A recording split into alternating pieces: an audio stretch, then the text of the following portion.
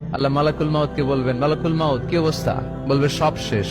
মাইয়াপ্পা, কে বাকি? মালাকুল মাউত বলবে জিনেরা বাকি, যাদেরকে দেখা যায় না। আল্লাহ বলবেন জিনদেরকেও শেষ করে ফেলো, রুহু কবজ করো। মালাকুল মাউত আজরাইল জিনদের রুহু কবজ করবে। আল্লাহ এবার জিজ্ঞেস করবে, ইয়া মালাকাল মাউত আখবিরনি মাইয়াপ্পা, এবার বলো আর কে বাকি? মালাকুল মাউত বলবে, আল্লাহ মানুষগুলো সব শেষ, জিনগুলাও শেষ, এবার বাকি ইবলিস শয়তান। কে বাকি? ইবলিসরেও শেষ করো, ইবলিসও শেষ। আল্লাহ আবার জিজ্ঞেস করবেন, ইয়া মালাকাল মাউতি মাইয়াব্বা, আর কে বেঁচে আছে বলো? মালাকুল মাউত বলবে, আল্লাহ আপনার কথা অনুযায়ী পৃথিবীর সব মানুষের রূহ কবজ করলাম, সব জিনদের রূহ কবজ করলাম, ইবলিসের রূহ কবজ করলাম, এখন আছে শুধু ফেরেশতা। আছে কারা? যাও ফেরেশতাদের রূহ কবজ করো। ফেরেশতাদের রূহ কবজ হয়ে যাবে। এবার আল্লাহ জিজ্ঞেস করবেন, ইয়া মালাকাল মাউত আখবিরনি মাইয়াব্বা।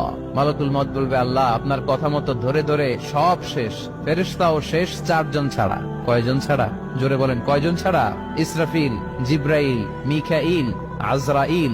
আল্লাহ এই 4 জন আমরা বাকি। আল্লাহ বলবে, যাও ইযহাব ইনতালিক ইলা জিবরিল ওয়াকবাদ রূহা, জিব্রাইলের রূহ কবজ করো। ইযহাব ইলা ইসরাফিল ওয়াকবাদ রূহা, ইসরাফিলের রূহ কবজ করো। ইযহাব ইলা মিকাইল ওয়াকবাদ রূহা, রূহ কবজ করো। ওই 3 ফেরেশতাও শেষ। এবার আল্লাহ তাআলা জিজ্ঞেস করবেন, ইয়া মালাকাল মাউত আখবিরনি মাইয়াব্বা, হে মালাকুল মাউত আর কে বাকি আছে বলো?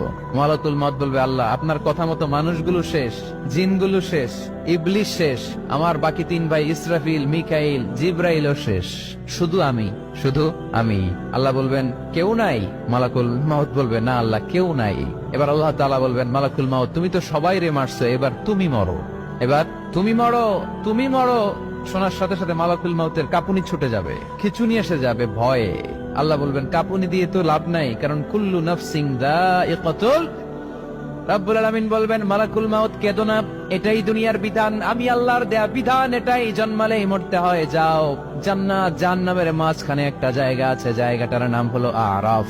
এই আরাফের মধ্যখানে যে দাঁড়াও, ওখানে যে মালাকুল মাউত কাঁপতে থাকবে।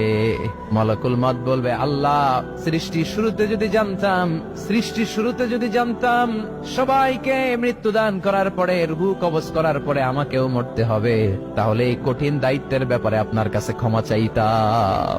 আজকে আমারও যে ভাগ্য বরণ করে নিতে হবে সৃষ্টির শুরুতে, আমি এটা কল্পনাই করতে পারি নাই। আল্লাহ বলবেন, নো টক, মুত ইয়া মালাকাল মাউত, মর, মরে যা, মুত, মরে যাও। বলার সাথে সাথে মালাকুল মাউত এক বিকট চিৎকার হাঁকিয়ে মরে যাবে। মালাকুল মাউতের চিৎকারটা সেদিন এত ভয়ঙ্কর হবে, বিষ্ণু ইসা ইসলাম বলেন, ওই চিৎকারের আওয়াজ যদি পৃথিবীর মানুষেরা কান দিয়ে শুনতে পেত, তাহলে কিয়ামত সংগঠিত হওয়ার জন্য আলাদা করে ইসরাফিলের সিঙ্গার প্রয়োজন হতো না। ওই চিৎকারের আওয়াজে প্রতিটা মানুষ কানের পর্দা ফেটে ওই জায়গায় লাশ হয়ে পড়ে যেত। এবার ডানে বায়ে সামনে পেছনে উপরে নিচে কেউ নাই, একজন ছাড়া। জোরে বলতে হবে, তিনি কে?